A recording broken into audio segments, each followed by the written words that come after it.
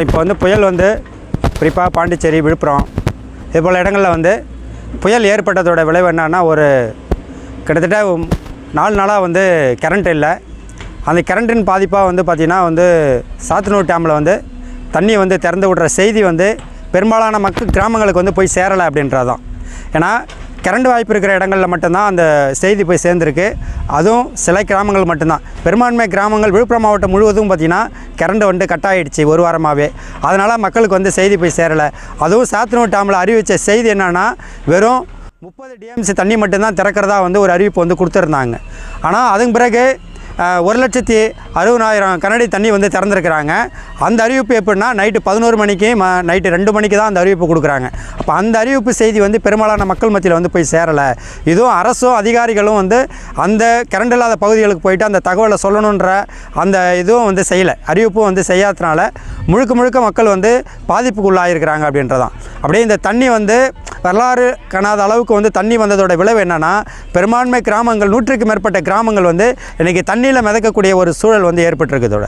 அது மட்டும் இல்லாமல் ஆயிரக்கணக்கான விவசாய நிலங்கள் வந்து இன்றைக்கி இங்கே வந்து பாதிக்கப்பட்டிருக்கு. குறிப்பாக வந்து பார்த்திங்கன்னா காரப்பட்டு, இருவேல்பட்டு, பொய்யரசூர், மேலமங்கலம், தென்மங்கலம், செருமதரை, ஆலங்குப்பம் கிராமம், திருவண்ணநல்லூர், இப்படி திருக்காவூர் வழியாக கிட்டத்தட்ட ஆயிரக்கணக்கான விவசாய நிலங்கள் வந்து பாதிக்கப்பட்டிருக்கு. இப்போ இந்த விவசாய நிலங்களுக்கெல்லாம் வந்து பார்த்திங்கன்னா குறைஞ்சபட்சம் ஏக்கருக்கு வந்து 40,000 50,000 வந்து செலவாயிருக்கு. அறுவடை செய்கிற பயிர்கள் முழுவதும் வந்து பாதிப்பு வந்து ஏற்பட்டிருக்கு. அப்போ இந்த அரசு வந்து குறைஞ்சபட்சம் கொடுத்தா கூட வந்து பார்த்திங்கன்னா ஒரு ஏக்கருக்கு வந்து குறைஞ்சபட்சம் 50,000 கொடுத்தா தான் அந்த குடும்பங்கள் வந்து நம்ம வந்து ஓரளவுக்கு வந்து விவசாயத்துலேருந்து பாதுகாக்க முடியும், வாழ்வாதாரத்தை வந்து பாதுகாக்க முடியும் அப்படின்றது தான். பெரும்பான்மை கிராமங்களில் வந்து இன்றைக்கி வந்து உடைமைகளை இழந்து வெளியில் போய் தங்கியிருக்கிறாங்க. இப்போ அவங்களுக்கு வந்து நிவாரணன்ற அடிப்படையில் கூட பார்த்திங்கன்னா அரசு வந்து பலகட்ட போராட்டத்திற்கு பிறகு தான் அந்த வந்து ஒரு நிவாரணத்தை கூட வந்து அறிவிச்சிருக்கு அப்படின்றத நான் பார்க்குறேன்.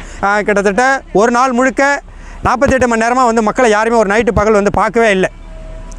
அதன் பிறகு அரசூரில் மிகப்பெரிய சாலை மறியல் போராட்டத்தை வந்து நடத்தின பிறகு அங்கே வந்து கலெக்டர் வந்தார், எம்எல்ஏ வந்து மணிக்கண்ணு வந்தார். அதுக்கு பிறகு போராட்டத்தின் அடிப்படையில் தான் மக்களுக்கு நிவாரணம் கிடச்சிது. அதன் பிறகு காரப்பட்டு, இருவல்பட்டு மக்கள் விவசாயிகள் தோழர்கள் உட்பட போயிட்டு அதில் வந்து இருவல்பட்டில் சாலை மறியல் போராட்டம் நடத்தி அதன் பிறகு வந்து கலெக்டர் அங்கே வர வச்சு அங்கே வந்து காரப்பட்டு, இருவல்பட்டு பாதிக்கப்பட்ட பகுதிகளில் வீடுகளில் விவசாய நிலங்களில் வீடுகள்லாம் நிறைய வந்து மழையால் வந்து இடிஞ்சு போச்சு. இப்போ அந்த இடங்கள்லாம் வந்து கலெக்டர் நேரடியாக கூப்பிட்டு போயிட்டு கிராமங்கள் தோறும் வீடுகள் தோறும் வந்து அப்படி வந்து பார்வையிட்டு போயிருக்கிறாங்க. அப்படி பார்வையிட்ட பிறகு தான் அந்த மக்களுக்கு வந்து உணவு ஒரு சிறு வந்து அந்த உதவி கூட வந்து இப்போ மக்களால் வழங்கப்பட்டிருக்கு அப்படின்னு. அதே போல் பாருங்கள், இப்போ வந்து இந்த இடம் முழுக்க வந்து பார்த்திங்கன்னா விவசாயம் வந்து பண்ணியிருக்கிறாங்க. விவசாயம் பண்ண இடத்துல வந்து பார்த்திங்கன்னா வந்து ஃபுல்லாகவே வந்து தண்ணி அடிச்சுட்டு போயிடுச்சு. பாருங்கள், கிட்டத்தட்ட இங்கே வந்து ஒரு 200-300 டிப்பர் கொட்டினா தான் இந்த இடமே வந்து சரி பண்ண முடியும். அந்த அளவுக்கு வந்து மண் வந்து அடிச்சுட்டு போயிருக்கு. இது போல் வந்து இந்த ரோடு வந்து பார்த்திங்கன்னா 3 இடங்களில் வந்து இப்போ ரோடு எடுத்துக்கிச்சு. பாலம் வந்து சுத்தமாக வந்து உடச்சிருச்சு. இப்போ எடுத்ததுனால தான் இந்த தண்ணி ஓரளவுக்கு வந்து இங்கே வந்து தண்ணி அப்புறப்படுத்தப்பட்டது. அப்படி இல்லைனா இந்த காரப்பட்டு, இருவல்பட்டு முழுக்க வந்து தண்ணியில் வந்து மிதக்கிருக்குன்ற நிலமை தான் வந்து இருக்குது. இங்கே வந்து முழுக்க வந்து இங்கே ஒரு குறிப்பிட்ட அளவுக்கு இளைஞர்கள் தோழர்கள்லாம் வந்து இணைஞ்சி அந்த வேலை செஞ்சதுனால சில பேர் வந்து ஆடு மாடு இது போல் வந்து மக்களை வந்து காப்பந்து பண்ண முடிஞ்சுது அப்படின்றதான் இப்போடைய வந்து நிலைமையாக இருக்குது அப்படின்றது. அரசூர் திருமால் பேசுகிறேங்க. நாங்கள் அரசூரில் பாத்திரம் கடை வச்சுருக்கோம். திங்கட்கிழமை காலையில் ஒரு 6:30 மணிக்கு பார்த்திங்கன்னா ஃபுல்லாக தண்ணி ஏற ஆரம்பிச்சிது. 6:30 மணிக்கு இருந்து 9 மணிக்கெலாம் பார்த்திங்கன்னா ஒரு 4 அடி தண்ணி ஃபுல்லாக எல்லா கடை உள்ளேயும் பூந்துச்சு. அது தண்ணி பூந்தது என்னாச்சுன்னா எல்லா கடையிலையும் இருந்த பொருட்கள் எல்லாமே வேஸ்ட் ஆகிடுச்சு. மிக்சி, குக்கரு, கிரைண்டரு, எலக்ட்ரானிக் பொருள், பித்தளை பாத்திரம், சில்வர் பாத்திரம், அது மாதிரி எல்லாமே. அது இல்லாமல் ஒரு 3 கார் அடிச்சுட்டு போயிடுச்சு, ஒரு 4 2 வீலர் அடிச்சுட்டு போயிடுச்சு.